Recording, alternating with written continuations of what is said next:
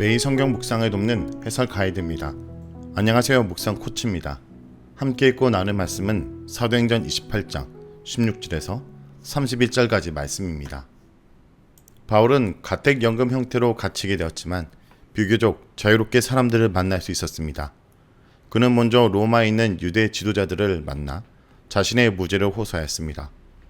바울은 두 번째 만난 회동에서 아침부터 저녁까지 하나님 나라에 대해 강론하며 예수 그리스도를 전했습니다. 사도행전은 서두에서 부활하신 예수가 제자들에게 하나님의 나라에 대해 가르치셨던 것처럼 마지막도 바울이 사람들에게 예수님과 하나님 나라를 거침없이 전하는 모습으로 마무리됩니다. 다음은 16절에서 28절을 보겠습니다. 16절에서 28절은 로마에 있는 유대인들을 만나는 내용입니다. 드디어 바울은 긴 여정 끝에 목적지인 로마에 도착했습니다. 16절에서 우리라는 1인칭 복수 단락은 끝납니다. 로마의 숙소에 정착하자마자 바울이 가장 먼저 한 것은 로마에 있는 유대 지도자들과 명담하는 것이었습니다. 바울은 그들을 만나 자기는 유대인들의 간섭을 어긴 적이 없는데 유대인들에 의해 로마인들의 손에 죄수로 넘겨졌다 말합니다. 누가는 여기서 복음서에서 예수에게 사용한 표현과 비슷한 표현을 사용합니다. 어쩌면 누가는 사도행전에 있는 독자가 예수님의 운명과 바울의 운명이 서로 중첩되는 것을 느끼기를 의도했을 수도 있습니다. 일부 학자들은 여기서 누가가 앞에서 기록한 것과 상충한 말을 한다고 생각하기도 합니다.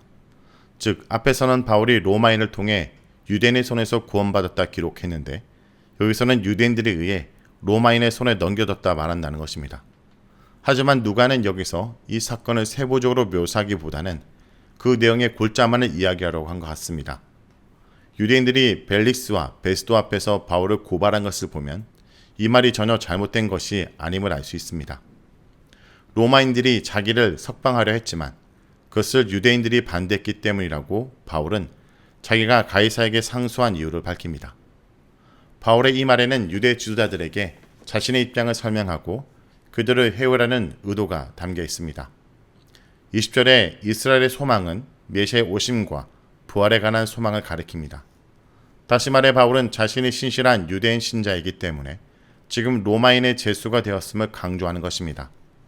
이 사실은 유대 지도자들에게도 상당히 중요한 문제입니다. 왜냐하면 당시 유대교는 로마가 합법적으로 인정한 종교였기 때문입니다. 유대 지도자들은 바울에 대해서나 그를 고발한 사건에 대해 유대 지방으로부터 들은 것이 없다고 말합니다. 바울이 로마 당국자들의 손에 넘어간 이후에는 유대 종교 지도자들이 이 기소권을 이길 승산이 거의 없기 때문에 포기했을 것으로 추정됩니다. 이제 로마와 유대 지도자들은 바울의 말을 직접 듣기를 원합니다. 그들은 바울과 만날 날짜를 정하였습니다. 그리고 그 정한 날에 더 많은 사람이 바울의 숙소로 찾아왔습니다. 이에 바울은 아침부터 저녁까지 하나님 나라에 대해 집중적으로 강론하며 율법과 선자의 글을 가지고 예수에 관해 복음을 전했습니다. 여기서 바울이 한 강론은 그가 그동안 디아스포라 여러 해당에서 유대인들에게 전하고 가르쳤던 메시지와 동일합니다. 구약 말씀이 말하는 그 오실 메시아가 바로 예수라는 것과 하나님의 통치가 메시아를 통해 온전히 이루어진다는 것입니다. 다시 말해 메시아에 대한 구약의 예언이 예수를 통해 온전히 성취되었다는 것을 선포한 것입니다. 바울은 원래 성령이 이사야를 통해 그 조상들에게 하신 말씀이 이제는 그들에게도 동일하게 들려진다고 말합니다. 26절에서 27절에 인용된 이사야서의 말씀은 사실 하나님의 심판의 말씀입니다. 왜냐하면 그들은 이제 마음이 완악하여져서 하나님의 말씀을 받아들일 수 없게 되었기 때문입니다. 하나님의 말씀을 의도적으로 계속 거부하면 그 말씀을 들을 수 있는 능력조차 상실하게 된다는 강한 경고의 말씀입니다. 바울의 이 말은 유대인이 복음을 끝까지 거부할 것이라는 의미가 아닙니다. 바울 서신에서 바울은 때가 되면 유대인들의 마음이 바뀔 것임을 고대하고 있습니다. 그뿐 아니라 누가 역시 바울과 동일한 생각을 하고 있었습니다. 하지만 이제부터 초대교회의 선교는 이방인에게로 향합니다. 바울은 더 이상 유대인에게 먼저라는 책임감에 사로잡힐 필요가 없습니다. 누가는 아마도 이러한 바울의 모습을 사도행전의 독자와 초대교회가 본받아야 할 길이라고 생각했을 것입니다. 다음은 30절에서 31절입니다. 30절에서 31절은 그리스도의 복음이 로마에 거침없이 전파되는 내용입니다. 바울은 2년 동안 독일한 숙소에 머뭅니다. 사람들이 바울의 숙소로 찾아올 수 있었던 것을 감안하면 바울은 계속해서 전도 사역을 할 수 있었던 것으로 보입니다. 따라서 바울은 디모데후서 2장 9절에서 복음으로 말미암아 내가 죄인과 같이 매이는 데까지 고난을 받았으나 하나님의 말씀은 매이지 아니하니라 라고 말할 수 있었습니다. 사도행전은 이 2년간의 세월이 흐른 후 이야기를 밝히진 않습니다. 2년이 지난 후 바울의 운명은 어떻게 되었을까요? 사도행전의 독자들은 이 점을 매우 궁금하게 여깁니다. 그러나 30절은 어떤 변화가 있었다는 것을 암시합니다. 이에 관해 단정적으로 말할 수는 없지만 여러 가지 가능성을 생각해 볼 수 있습니다. 첫째, 누가가 바로 이 시점에 사도행전을 기록했기 때문에 누가는 그 이후의 일에 대해 전혀 몰랐다는 것입니다. 하지만 이와 같은 추정은 사도행전 기록 연대를 상당히 이른 시기로 잡아야 한다는 어려움을 가지고 있습니다. 물론 불가능한 것은 아닙니다. 하지만 사도행전은 전체적으로 또 후대 관점에서 기록되었다는 인상을 줍니다.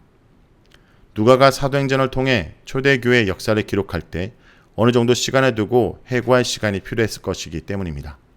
둘째, 바울을 고발하라는 유대인들이 여러 가지 이유들로 인해 나타나지 않았을 것이라는 추정입니다.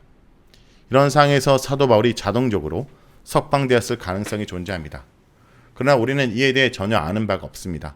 다만 사도행전 23장 11절과 27장 24절을 읽어보면 우리는 누가의 글을 통해 바울이 결국 가이사 앞에 서게 될 것이라는 암시를 강하게 받게 될 뿐입니다. 셋째, 바울이 가이사 앞에서 재판을 받았고 그 결과 무죄 판결을 받거나 아니면 로마 당국이 바울의 기소권을 취하했을 가능성입니다. 곧 로마 당국이 바울과 관련한 사건을 증거 불충분으로 취했을 가능성에 무게를 두는 것입니다. 둘째와 셋째 추정은 바울이 한동안 자유의 몸이 되었다가 다시 체포된 후 사형을 당했을 가능성과도 연결됩니다. 이것이 바울의 목회 서신을 통해 추측할 만한 내용이기 때문입니다.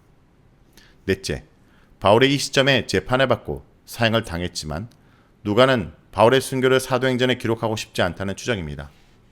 누가는 이미 앞에서 바울의 순교를 암시하는 힌트를 충분히 제공했습니다. 다시 말해 바울이 로마에서 이방인들에게 자유롭게 복음을 선포하는 모습으로 마무리하기를 누가가 원했다는 것입니다. 하지만 누가가 만약 바울의 순교나 로마에서 일어난 네로 그리스도인의 대학살에 대해 알고 있었다면 몇몇 관점들은 쉽게 수긍이 가지 않습니다. 즉 누가가 어떻게 로마 정부 이미지를 이렇게 긍정적으로 묘사할 수 있었으며 바울에 대한 로마의 태도를 긍정적으로 그릴 수 있겠는가 하는 것입니다.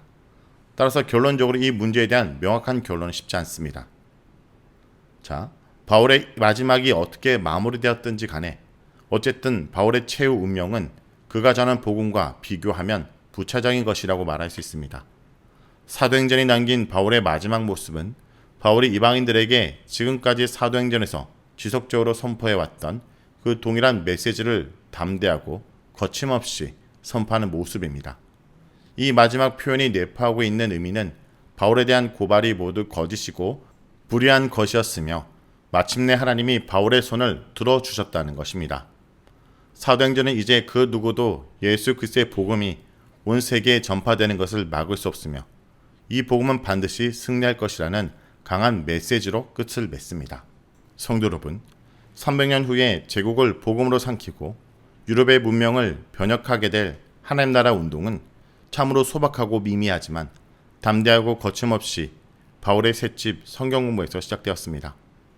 제국의 궁궐이 아니라 하나님의 말씀에 힘있게 임하여 인간의 양심을 사로잡고 다스리는 이 미결수의 셋집이 유럽의 문명적 역사 지도를 바꾸는 하나님 나라 전초 기주가 된 것입니다. 열정적인 말씀 묵상과 연구에 성령 충만을 구하는 간절한 기도가 더해지면 이제 주님은 나와 우리의 작은 모임을 통해 사도행전의 남은 부분을 써내려 가실 것입니다. 오늘도 우리 삶 가운데 사도행전의 역사가 이어지길 간절히 기도합니다. 말씀을 놓고 기도하겠습니다. 주님, 성령의 능력을 입어 복음을 전한 사도행전이 우리의 행전이 되도록 성령 충만함으로 우리의 삶을 이끌어 주시옵소서. 예수님의 이름으로 기도합니다.